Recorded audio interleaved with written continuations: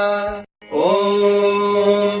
नमस्ते अस्तु भगवन् विश्वेश्वराय महादेवाय त्र्यम्बकाय त्रिपुरान्तकाय त्रिकालाग्निकालाय कालाग्निरुद्राय नीलकण्ठाय मृत्युञ्जयाय सर्वेश्वराय सदाशिवाय श्रीमन्महादेवाय नमः।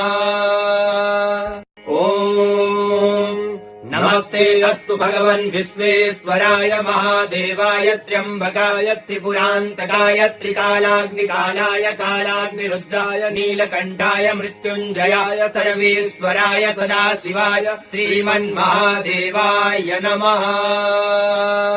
ॐ नमस्ते अस्तु भगवन् विश्वेश्वराय महादेवाय त्र्यम्बकाय त्रिपुरान्तकाय त्रिकालाग्निकालाय कालाग्निरुद्राय नीलकण्ठाय मृत्युञ्जयाय सर्वेश्वराय सदाशिवाय श्रीमन्महादेवाय नमः।